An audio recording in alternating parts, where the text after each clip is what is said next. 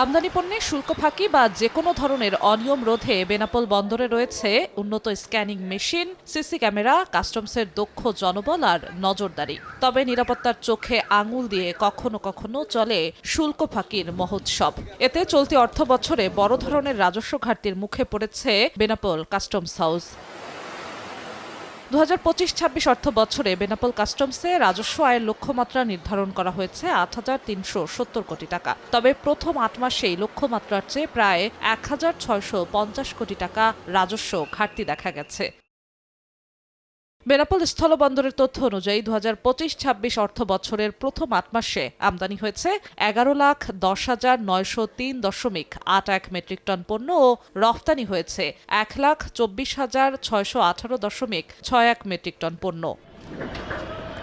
শুল্ক ফাঁকির কারণে কাঙ্ক্ষিত রাজস্ব আসছে না বলে অভিযোগ আমদানিকারকদের। ক্ষতির মুখে সাধারণ ব্যবসায়ীরাও। দুই একজন অসাধু ব্যবসায়ীর কারণে যারা সাধারণ ব্যবসায়ী তাদের আসলে অনেক সমস্যার সম্মুখীন হতে হয়। মিথ্যা ঘোষণা, ভুয়া ম্যানিফেস্টের মাধ্যমে যে পরিমাণে মালামাল আমদানি হয়েছে, বিজেপি সহ কাস্টম কর্তৃপক্ষ মাধ্যমে আটক হওয়ার পরেও আশানুরূপ তদন্ত না হওয়ার ফলেই রাজস্ব ঘাটতি দেখা যাচ্ছে।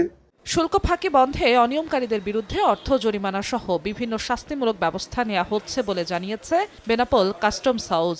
ইতিপূর্বে মিথ্যা ঘোষণায় আটককৃত যে সকল কনসাইনমেন্ট ছিল সেগুলো কাস্টমস আইন অনুসারে যথাযথ ব্যবস্থা গ্রহণ করা হয়েছে এবং ভবিষ্যতে এ ধরনের মিসডিক্লারেশনের যে কোনো ধরনের পণ্য আমরা ক্ষেত্রে সচেতন আছি। গত ৮ মাসে শুল্ক ফাঁকি সহ নানান অনিয়মের অভিযোগে বেনাপোল বন্দরে প্রায় অর্ধশতাধিক চালানে অনিয়ম ধরা পড়ে, যেখানে প্রায় কোটি কোটি টাকা শুল্ক ফাঁকির তথ্য মেলে। সময় সংবাদ, বেনাপোল।